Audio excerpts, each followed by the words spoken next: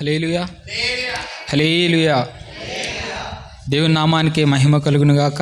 మరొక్క మారు ఇక్కడ నిలుచుటకు దేవుడు నాకు అనుగ్రహించిన ఈ యొక్క కృపను బట్టి దేవాతి దేవునికి కృతజ్ఞతాస్తుతులు చెల్లిస్తున్నాను. హల్లెలూయా. అదే రీతిగా అవకాశం ఇచ్చిన అయ్యగారికి, అమ్మకును, నా తోటి సువార్థీలకును, అలాగే సంఘ సభ్యులందరికీ కూడా నా యొక్క హృదయపూర్వక వందనాలు తెలియజేస్తున్నాను. హల్లెలూయా. చదవబడిన కీర్తన భాగం మనం గమనించినట్లయితే మొదటి 2 వాక్యాలు మనం చదివినట్లయితే, చెడ్డవారిని చూచి నీవు వ్యసనపడకుము, దుష్కార్యములు చేయవారిని చూచి మత్సరపడకుము. వారు గడ్డి వలనే త్వరగా ఎండిపోవుదురు, పచ్చని కూర వలనే వాడిపోవుదురు. హల్లెలూయా. ఒకసారి మనం ఈ యొక్క కీర్తన భాగాన్ని మనం గమనించినట్లయితే మొదటి నుంచి చాలా వరకు మన యొక్క విశ్వాస జీవితంలో లేదంటే మన యొక్క ఆత్మీయ జీవితంలో మనం ఏ రీతిగా ముందుకు వెళ్ళాలని కీర్తనాకారుడైన దావీదు గారు మనందరితో మాట్లాడుతున్నాడు. అదే రీతిగా 3, 4, 5 వచనాలు మనం గమనించినట్లయితే, యెహోవా యందు నమ్మిక ఉంచి మేలు చేయుము. 4వ వచనంలో యెహోవాను బట్టి సంతోషించుము. 5వ వచనంలో యెహోవాకు అప్పగింపుము.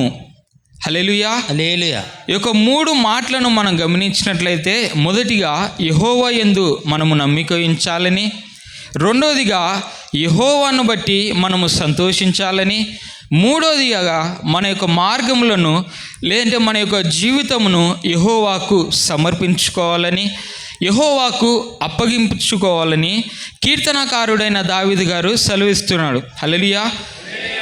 ఎప్పుడైతే మన యొక్క ఆత్మీయ జీవితంలో ఈ యొక్క 3 మనము కలిగి ఉంటామో, ఎప్పుడైతే మన యొక్క విశ్వాస జీవితంలో ఈ యొక్క నమ్మకము కానీ లేదంటే ఆ యొక్క యెహోవాను బట్టి సంతోషించే స్థితి కానీ లేదంటే మన యొక్క మార్గంలోని యెహోవాకు అప్పగించుకునే కృపను మనం ఎప్పుడైతే కలిగి ఉంటామో, మనము చేసే ప్రార్థనలకు కావచ్చు లేదంటే మన యొక్క ఆత్మీయ జీవితంలో మన యొక్క కార్యములను నెరవేర్చడానికి దేవుడు సహాయము అనుగ్రహించేవాడై ఉంటున్నాడు. హల్లెలూయా.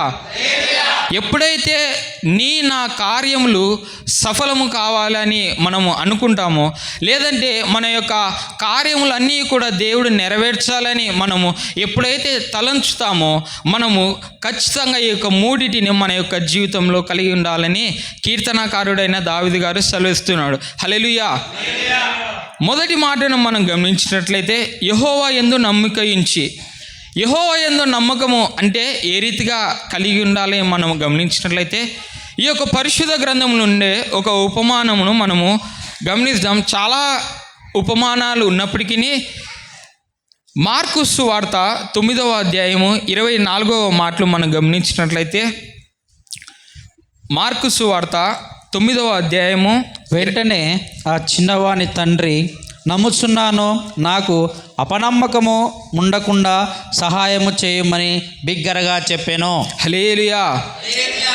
ఈ యొక్క పరిస్థితిని మనం గమనించినట్లయితే,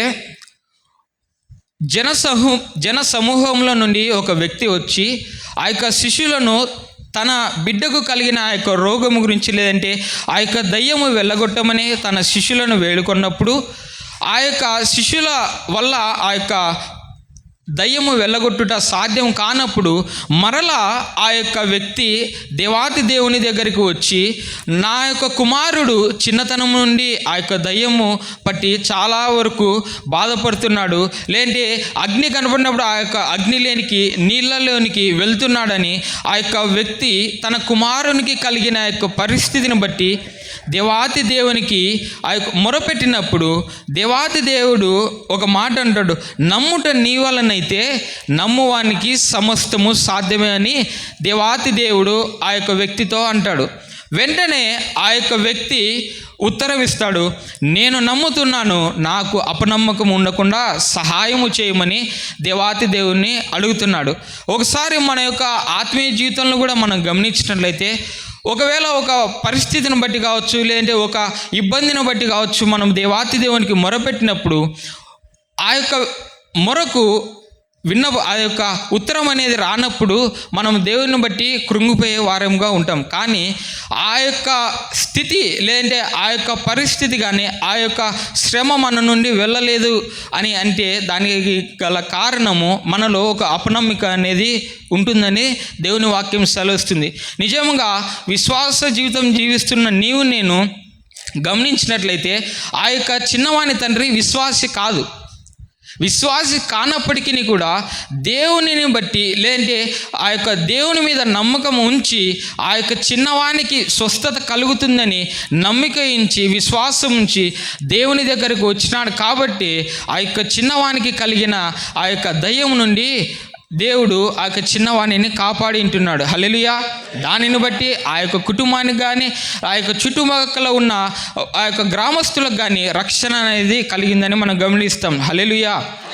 కాబట్టి అదే రీతిగా మనము లూకాసు వార్తలో మనం గమనించినట్లయితే లూకాసు వార్త 8వ అధ్యాయము 43వ మాటలు మనం గమనించినట్లయితే, అప్పుడు 12 ఏళ్ల నుండి రక్తస్రావ రోగము గల యొక్క స్త్రీ ఎవని చేతనో స్వస్థత నొందనిదై ఆయన వెనుకకు వచ్చి ఆయన వస్త్రపు చెంగు ముట్టెను.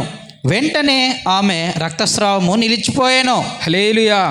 మనందరికీ సుపరిచితమైన యొక్క ఉపమానమే 12 సంవత్సరాలుగా రక్తస్రావము రోగము కలిగిన ఒక స్త్రీ దేవాతి దేవుని దగ్గరికి వచ్చి ఆ యొక్క దేవునిని ఆ యొక్క చెంగు ముడితే నేను స్వస్థతపరుస్తబడతాను అనే ఒకే ఒక విశ్వాసంతో ఒకే ఒక నమ్మకంతో ఆ యొక్క చుట్టుపక్కల ఎంతమంది ఉన్నానో ఆ యొక్క దానికి భయపడకుండా ఆ యొక్క జన సమూహంలో వెళ్ళి దేవాతి దేవునిని ఆ యొక్క వస్త్రపు చెంగును ముట్టి నేను ఆ యొక్క నాకు కలిగిన రోగము నుండి నేను విడుదల కలుగుతాను అనే నమ్మకంతో వెళ్ళి దేవాతి దేవుని యొక్క వస్త్రపు చెంగును ముట్టినప్పుడు వెంటనే ఆ యొక్క స్త్రీ తనకు కలిగిన రోగము నుండి విడుదల కలిగిందని మనం గమనిస్తాం. నిజంగా విశ్వాసులు కానప్పటికీ దేవుని నుంచి ఆ యొక్క మాటలు దేవుడు స్వస్థపరుస్తాడంట.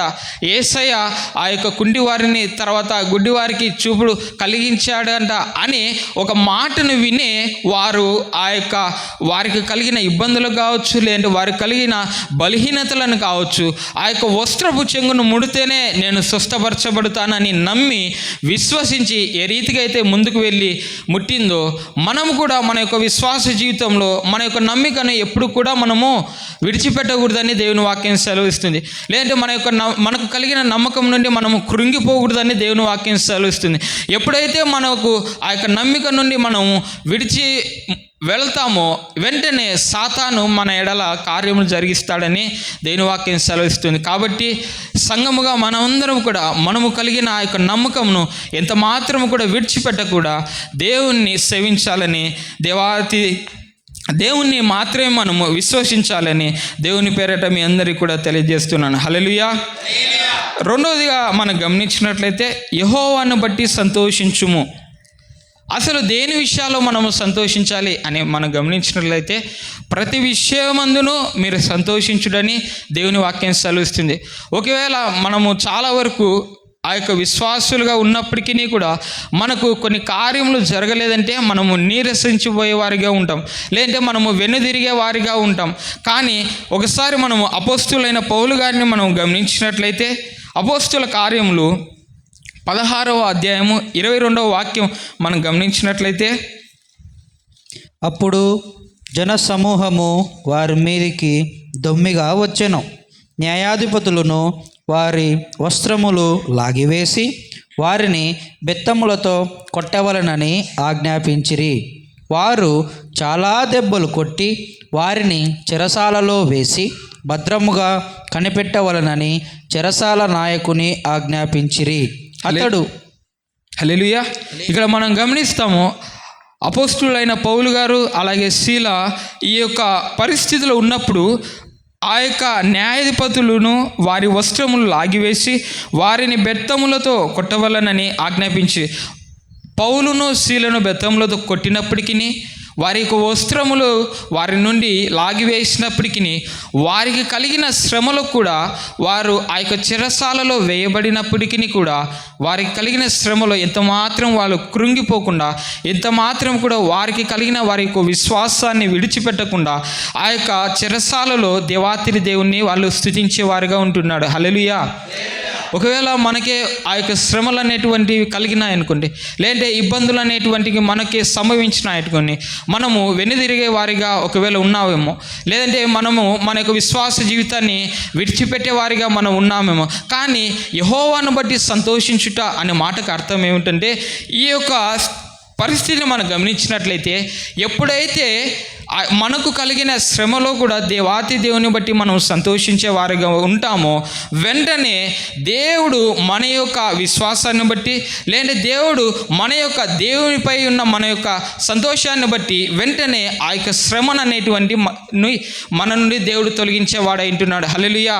నిజంగా అపోస్తులైన పౌలు శీల ఆ యొక్క చెరసాలలో నుండి ఆ యొక్క ప్రార్థనలు చేయించినప్పుడు, కీర్తనలు పాడుచున్నప్పుడు వారికి కలిగిన శ్రమను బట్టి వారు ప్రార్థించలేదు, కానీ వారికి కలిగిన శ్రమను బట్టి వాళ్ళు కీర్తనలు పాడలేదు, కానీ దేవాతి దేవుని బట్టి వారు దేవుని గణపరచాలని ఎప్పుడైతే వారు నిర్ణయించుకున్నారో, దేవుణ్ణి సంతోషించాలని, దేవుని బట్టి మేము సంతోషంగా ఉండాలని ఎప్పుడైతే వాళ్ళు నిర్ణయించుకున్నారో, దేవుడు వారికి కలిగిన విశ్వాసాన్ని బట్టి దేవాతి దేవుడు వారికి కలిగిన శ్రమ నుండి వారిని విడిపించాడు. హల్లెలూయా. ఎప్పుడైతే నీవు నేను మనకు కలిగిన శ్రమను బట్టి కూడా సంతోషించే వారిగా ఉంటామో, నిజంగా అపోస్తులైన పౌలు గారు ఒక మాట అంటాడు, నేను క్రీస్తును పోలి నడుచుకున్న ప్రకారము మీరును నన్ను పోలి నడుచుకొనుడని. ఒక గొప్ప సాక్ష్యం అనేటువంటిది అపోస్తులైన పౌలు గారి ద్వారా మనం వింటాం. ఎప్పుడైతే ఆ యొక్క అలవాటు లేదంటే ఎప్పుడైతే ఈ యొక్క పరిస్థితిని మనము పొందుకుంటామో, యెహోవాను బట్టి సంతోషించే కృపను మనం ఎప్పుడైతే పొందుకుంటామో, ఖచ్చితంగా దేవాతి దేవుడు మన యొక్క స్థితిగతులను కావచ్చు, లేదంటే మనకు కలిగిన ఇబ్బందులను కావచ్చు, శ్రమలను కావచ్చు, వాటన్నిటి నుండి మనల్ని దూరపరిచి మనల్ని సంతోషించే వారిగా చేయునుగాక. హల్లెలూయా. మూడోదిగా మనం గమనించినట్లయితే, నా మార్గములు యెహోవాకు అప్పగించాలని దేవుని వాక్యం సెలవిస్తుంది. మన యొక్క మార్గములు మాత్రమే కాదు, కానీ మన యొక్క జీవితాన్ని అంతటిని ఎప్పుడైతే మనము దేవాతి దేవునికి సమర్పించుకుంటామో, అప్పగించుకుంటామో, అప్పుడు దేవుడు మన ఎడల కార్యములు జరిగించుటకు సమర్థుడై ఉంటున్నాడు. హల్లెలూయా. మనందరికీ తెలిసిన వాక్యం ఆదికాండము 12వ అధ్యాయము 1-5 వచ్చిన మనం గమనించినట్లయితే, యెహోవా, నీవు లేచి నీ దేశము నుండి, నీ బంధువుల యొద్ద నుండి, నీ తండ్రి ఇంటి నుండి బయలుదేరి నేను నీకు చూపించు దేశంనకు వెళ్ళుము. నిన్ను గొప్ప జనముగా చేసి నిన్ను ఆశీర్వదించి నీ నామమును గొప్ప చేయుదును. నీవు ఆశీర్వాదముగా నుందువు. నిన్ను ఆశీర్వదించు వారిని ఆశీర్వదించెదను, నిన్ను దూషించు వారిని శపించెదను. భూమి యొక్క సమస్త వంశములందు ఆశీర్వదింపబడునని అబ్రహాముతో అనగా, యెహోవా అతనితో చెప్పిన ప్రకారము అబ్రాము వెళ్ళెను. లోతు అతనితో కూడా వెళ్ళెను. అబ్రాము హారాను నుండి బయలుదేరినప్పుడు 75 ఏండ్ల ఈడుగలవాడు. అబ్రాము తన భార్య అయిన శారాయి, తన సహోదరుని కుమారుడైన లోతును హారానులో తానును వారును అర్జించిన యావదాస్తిని, వారు సంపాదించిన సమస్తమైన వారిని తీసుకొని కనాను దేశమునకు వెళ్ళుటకు బయలుదేరి కనాను దేశము వచ్చిరి. హల్లెలూయా. మనం గమనించినట్లయితే యెహోవా అబ్రహాముకు సెలవిచ్చినది ఏంటంటే, నీవు లేచి నీ దేశం నుండి, నీ బంధువుల నుండి, నీ తండ్రి ఇంటి వారి నుండి బయలుదేరి నేను నీకు చూపించు దేశంనకు వెళ్ళుము అని ఒక మాట అనేది, ఒక ఆజ్ఞ అనేటువంటిది అబ్రహాముకు ఇచ్చాడు.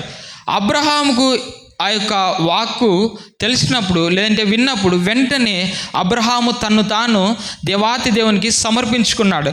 వెంటనే దేవాతి దేవుని మాటకు లోబడి, దేవుడు నాకు ఈ మాట చెప్పాడు, నేను వెంటనే నాకు కలిగినదంతటిని, నా భార్యను అందరినీ తీసుకొని ఈ యొక్క దేశం నుండి వెళ్ళిపోవాలని ఒక నిర్ణయం అనేటువంటిది తీసుకున్నాడు. ఎప్పుడైతే దేవాతి దేవుడు మన యొక్క జీవితాలను మనం సమర్పించుకుంటాం, ఏ రీతికైతే అబ్రహాము వెంటనే తన యొక్క జీవితాన్ని అంతటినీ సమర్పించుకున్నాడు దేవునికి. ఇక నుంచి నా యొక్క ఇష్టం కాదు, ఇక నుంచి నా యొక్క చిత్తం కాదు, ఇక నుంచి దేవాతి దేవుడు ఏదైతే నాకు ఆజ్ఞాపిస్తాడో, ఏదైతే దేవుడు నాకు మార్గం చూపిస్తాడో ఆ మార్గంలోనే నేను వెళ్తానని ఎప్పుడైతే అబ్రహాము అనుకున్నాడో, వెంటనే ఆ యొక్క 4వ మాటలు మనం గమనిస్తాము. యెహోవా అతనితో చెప్పిన ప్రకారము అబ్రహాము వెళ్ళెను. ఏదైతే దేవుడు అబ్రహాముకు ఆజ్ఞాపించాడో, ఏదైతే అబ్రహాముతో దేవుడు మాట్లాడాడో ఆ మాటకు లోబడి తన్ను తాను అబ్రహాము యెహోవాకు సమర్పించుకొని లేదంటే అప్పగించుకొని వెంటనే ఆ యొక్క దేశం నుండి వెళ్ళిన తర్వాత ఏదైతే తాను కలిగిన ఆస్తిని కావచ్చు లేదంటే తాను కలిగిన గొడ్లను వాటన్నిటి మనం గమనించినట్లయితే చివరిగా వచ్చేసరికి 200గా దేవుడు అబ్రహాంకి ఇచ్చాడని మనం గమనిస్తాం. హల్లెలూయా. కాబట్టి ఎప్పుడైతే మన యొక్క జీవితాలను కూడా అబ్రహాము వలె మనము దేవునికి సమర్పించుకుంటామో, లేదంటే మన యొక్క జీవితాలను అబ్రహాము వలె మనం కూడా ఎప్పుడైతే అప్పగించుకుంటామో, ఖచ్చితంగా ఈనాటికి ఏ రీతి అయితే అబ్రహామును విశ్వాసులకు తండ్రిగా మనము మాట్లాడుకుంటామో, ఖచ్చితంగా మన యొక్క తరములకు కూడా మనము ఆశీర్వాదకరంగా ఉంటామని దేవుని వాక్యం సెలవుస్తుంది. హల్లెలూయా. కాబట్టి ఇప్పటి నుంచి మనమందరూ కూడా మన యొక్క జీవితాలను మన యొక్క మార్గములను యెహోవాకు అప్పగించుకునే వారిగా ఉందుముగాక. హల్లెలూయా. 3 మాటలను మనం గమనించాము. యెహోవా యందు నమ్మిక ఉంచాలని, యెహోవాను బట్టి సంతోషించని. నిజంగా సంతోషం అంటే ఇంకొక మాట నేను మీకు చూపించి ముగిస్తాను. ఫిలిప్పీయులకు రాసిన పత్రిక 4:4 మనం గమనించినట్లయితే,